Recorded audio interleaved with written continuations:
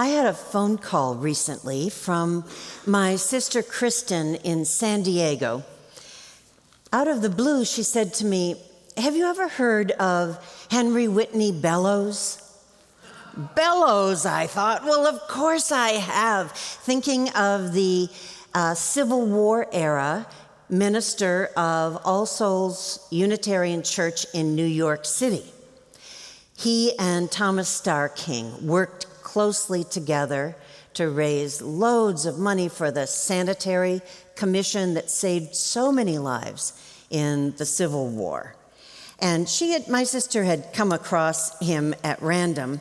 And when I was telling her about Bellows, what came to mind is the image of your baptismal font and seeing it in my mind's eye here in this sanctuary and remembering that this font was a gift from Bellows and that congregation to Thomas Starr King and this congregation when Thomas Starr King was still alive. And in fact, in one of his last sermons of his untimely short life, he preached about the baptismal font. I haven't read the sermon, maybe John has it.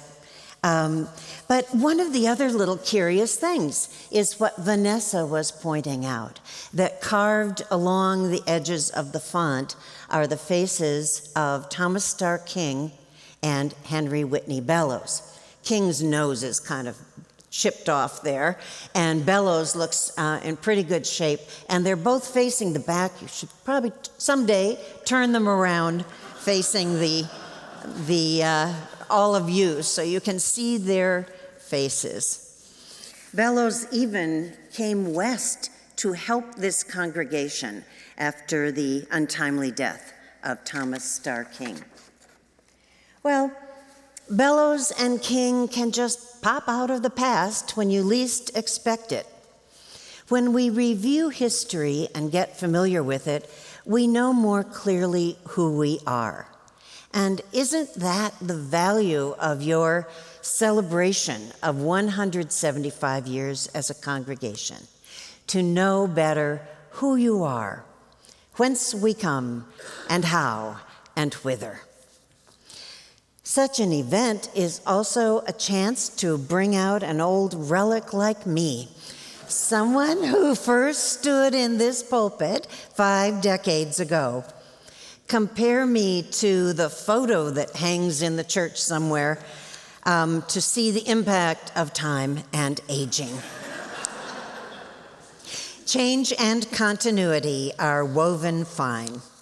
I arrived here just after the 125th anniversary, and hearing about it introduced me to the history of this congregation. Your earliest ministers, sadly, were felled by Panama fever and diphtheria in their prime, short ministries, lots of them. Thanks to routine vaccines, we don't worry about those threats. In our time, we've had to contend with HIV and COVID-19 epidemics. But luckily, I've survived to be back for your 175th. When you celebrate your bicentennial, I will be among what the Bible calls the great cloud of witnesses, the ancestors who embrace you all about and lead you onto the path that you should follow. Whenever a congregation's story is longer than any one person's lifespan, it's easy to see how we all enter and leave the flowing stream, buoyed by a story that was here before us and will go on after us. My tenure in your stream was just 5 years. It's 3% of your history, and yet much happened in that short time. I so appreciate the chance to be here and to be remembering these times. Your strong and multifaceted senior minister, Vanessa Southern, I'm so appreciative. She hosted me this weekend and pulled the dots together for me. I thank the anniversary committee members and all of you for being here. I'm so grateful to John Behrens for writing the history of this church, updating prior efforts, and putting your story in the larger context, because the forebears in this congregation significantly shaped history. Just imagine if Thomas Starr King had not done so much to save California for the Union. What a different nation we might be. My time here did not even dent national destiny. Few ministers do. The tumultuous events of those times shaped us. November of 1978, untethered reality. The Jonestown massacre in Guyana of over 900 people, including Congressman Leo Ryan and others in his delegation. It was bizarrely far away and close to home. It was horrible in every way. People's Temple was located there where they'd left from, was just west of us here on Geary, a cult undercover. And then just 9 days later, the assassinations of Mayor Moscone and Supervisor Harvey Milk rocked us to the core. And within 3 years, the virus that caused the AIDS epidemic was the new enemy attacking from within. Today, in these times, may we remember that we have faced terrible situations before. What we did mattered then and now. 8 years ago, I preached here on the 40th anniversary of my ordination. I found that sermon in my computer and I thought, wow, that's sweet, as in saccharine sweet. I was here during tumultuous times and that sermon made it sound like a picnic love feast.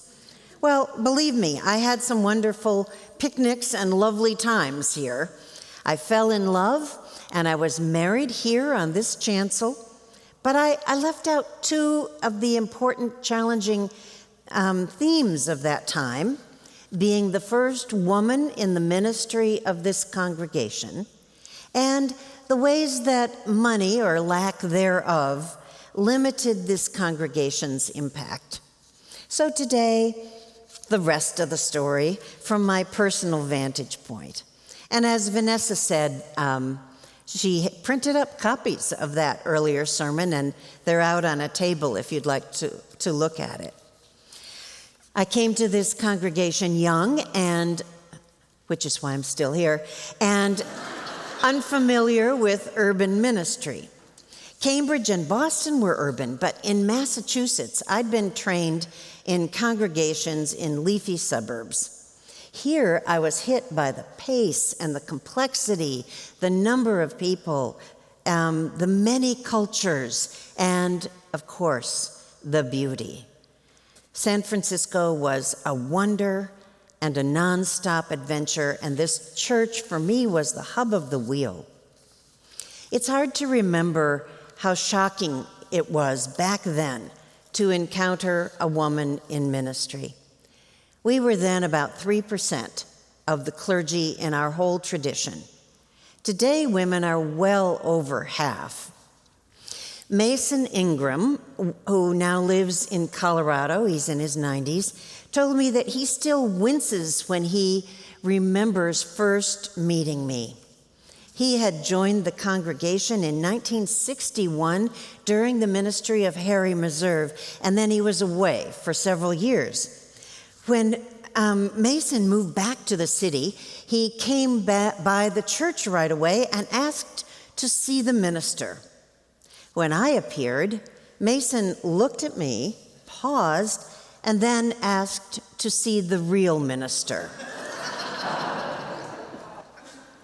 I have no memory of that first meeting with Mason because, frankly, that kind of thing happened pretty often.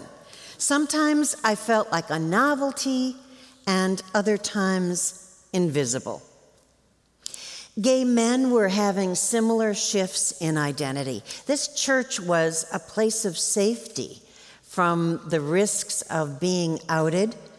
Lesbians were more under the radar, but still suffered the oppression of stereotypes and homophobia.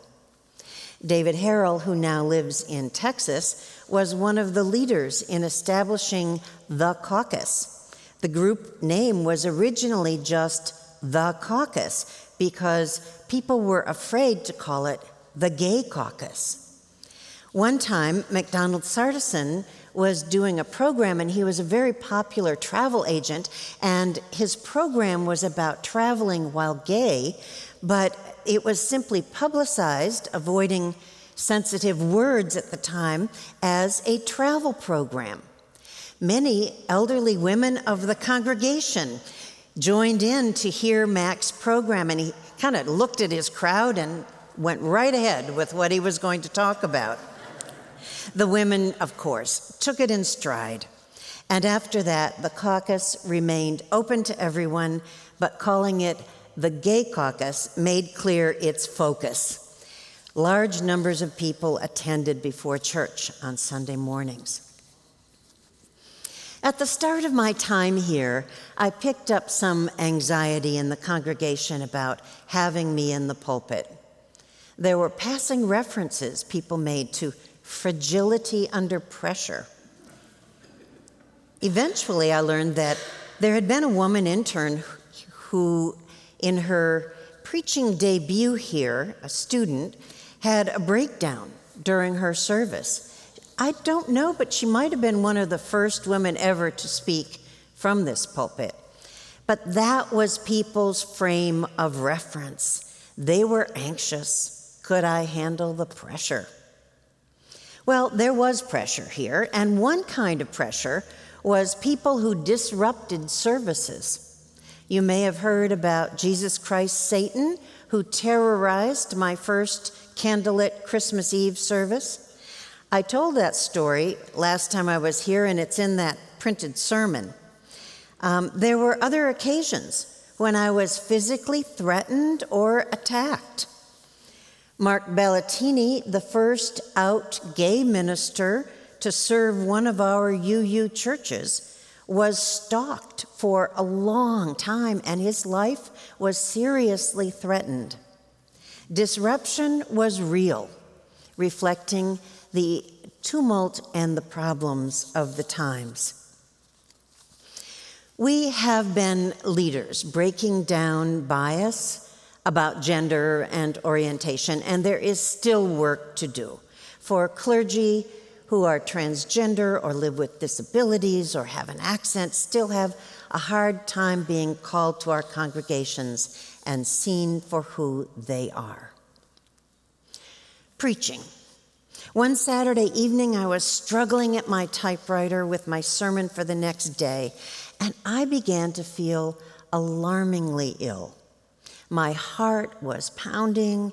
I called up my sister Karen in Boston, and I told her I was all by myself and thought maybe I should go to the emergency room in case I could be having a heart attack.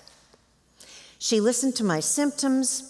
I couldn't concentrate on my sermon. I had a premonition that something terrible was about to happen. She asked me a number of questions. Have you eaten? What have you eaten? Well, I explained that there was nothing to eat in the apartment, but I had found a tin of brownies in the freezer belonging to my roommate, and I'd been eating them. Okay. Is there a chance those were LSB Tokeless brownies? And so it dawned on me that I was stoned. Slow to catch on. Go to bed, Karen told me. Forget about your sermon, just get some sleep. I hope everyone in the church the next morning was likewise able to forget about my sermon, whatever it was. To this day, I am not fond of chocolate. I sometimes even now wake up in the middle of the night and cringe at the memory of something I did here. A large group of 30-some newcomers, eager adults, gathered in the fireside room for a new member orientation class that I was to lead. I ran out of material and resorted to reading to them from the UUA directory about organizations that were under our umbrella. I read to them from the UU phone book. Did I tell them why I loved this tradition? Did I ask them about what they were seeking, what they wanted to contribute here? Did I suggest we wrap up early? Nope, I didn't. But despite my blunders, and there were many, the church was drawing in newcomers. Luckily, they could see that the church was about more than the newbie minister. I arrived to be the assistant minister with the late David Rankin. When he went on to Atlanta, the leadership here trusted me to fill the role of interim senior minister for the next 2 years. We brought in Mark Bellatini, brilliant Mark Bellatini, and 2 students, Barbara Peskin and Mark DeWolf. We worked together as a close team, a quartet of pastoral and prophetic clergy. We were in and out, making home and hospital visits, attending community meetings, and many church programs. We managed the transition to Stan Stefancic, the new called minister, as the senior minister. 1 year later, I accepted a call to Belmont, Massachusetts, where I had a successful ministry and was later named Minister Emerita. I had some survivor's guilt for having left just prior to the AIDS crisis. In my final months of 1981 in the summer, a parishioner drove himself to the hospital in Marin with a strange malady the doctors couldn't identify. He died there a few weeks later. Who knows what it was, but so many lives were taken in the following years, including Mark DeWolf, who'd been the student here, Mark of blessed memory. My life had changed, first with a baby and then another, and a very busy church in Massachusetts. But a piece of my soul was here. Remembering again from the times I was the minister here, we have authority by virtue of our office and all that entails. But sometimes people dismissed me anyway because I was a woman. In those days, the center was in constant use by congregational groups and rented by many organizations. Remember Est, drew large crowds for long weekend seminars, and they had a bad reputation with our sextons. One Friday night at 10:30, I was in my study, and the sexton came to tell me that Est wasn't leaving. Their contract said that they would end at 10, and he needed to close up the center. He had told them to leave and had been ignored. I went with him, and together we told the leader that they needed to wrap up and stop, and we got that Est brush off. We'll take responsibility, they said. We take responsibility. Well, they went on talking into their microphone, and I asked the sexton to show me the main electrical panel. And I flipped off the power to the building. The Est people went quiet and stumbled out in the dark. I understood my invisible ministerial powers in terms of soul and pastoral presence, caring and listening, and what the congregation had entrusted to me. And on occasion, I needed to locate power in more literal ways. The Hathaway Fund for Benevolence is now defunct, but it existed to help people in a crisis. However, word had gotten out on the street, and we had a steady stream of non-church people looking for cash who came in and waited around outside the office. The routine was that when I had a break in my schedule, the receptionists would send them to me, and I would listen to their story, decide if they'd get some cash, and they'd get money on the way out.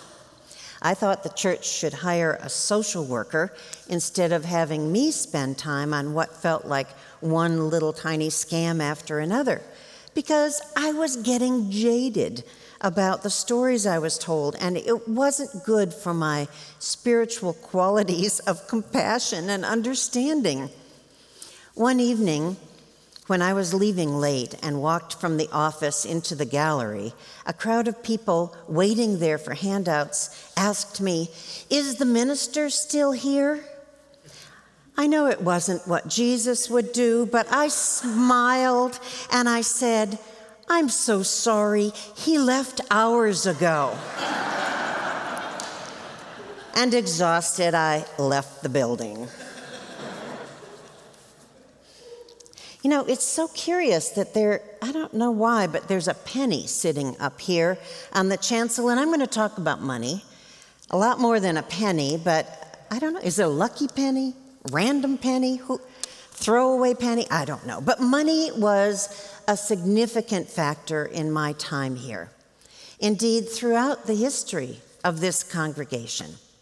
On a personal level, I wasn't paid enough to live on.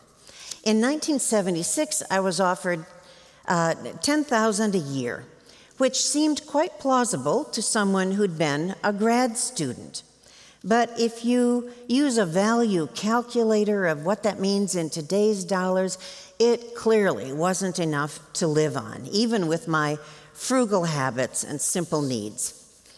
So I took on weddings to make ends meet. Weddings that took up so much time. They were lovely occasions, but took all weekend, and they took time away from what I could be doing with the congregation. I did over 200 weddings in my 5 years here. This was not a strategy for church growth. I hadn't gone into ministry to make money, but the lack of it was distracting from what I was called to do. The UUA did an annual survey of compensation, and they wrote to tell me that I was the lowest full-time minister in their annual survey. Congregations have a tendency to look for leadership as cheaply as they can find it. But consider for a moment what a corporation would do. They wouldn't search for the cheapest CEO available, and they wouldn't be proud of saving money that way. It's always a stress in congregations to balance the generosity of congregations with the expansiveness of our hopes and dreams. I did work very hard, ridiculously long hours, and from that came some successes. One example was the Holly Near concert. I wrote to Holly. Some of you will remember her and maybe have heard her more recently. I wrote to invite her to come and sing in this congregation, and she accepted. The evening concert in this sanctuary sold out quickly to her largely female fan base. Holly, who had grown up north of here in the Redwoods, sang a stunning concert beneath this magnificent ceiling. Because she was close to home, her parents came, and they sat in the fourth row. I found it very endearing. A committee from the church and several of my friends from the Graduate Theological Union in Berkeley helped make it happen. The church was packed, and people were sitting in the aisles and, of course, in the entire choir loft. The church netted about $2,000 in profit, real money in those days, but most importantly, it gave the church visibility within the lesbian and feminist community as a welcoming place. Clergy are the figureheads, but the real power in the congregation comes from the members and the volunteers and the contributors, from the choir and the staff, and especially dedicated lay leaders. It comes from you. That was true when that original congregation was formed, and it is true today. I talked with people who used to be members here before they went on to new places in their lives, and more than one person said to me, "That church saved my life." A former Catholic said that he thought a bolt of lightning was going to come down and strike him for sitting in the pews in this church. What a relief when it did not. And his religious fears lessened. One of them hadn't known the word sanctuary before, but soon found that he did not want to leave after services because this place had become a sanctuary from his chaotic life outside these walls. Another said, "I don't know who I would be if it weren't for my 6 years at First UU." What happens here changes lives for the better. This community saves lives. Whether through theological revelations or small gestures or routines, people find safety and truth and meaning that fits who they are. This is our faith. It helps keep the big picture in view, keeps the heart loving even through tumult, and builds connections from person to person, from generation to generation, across time and distance. Amen.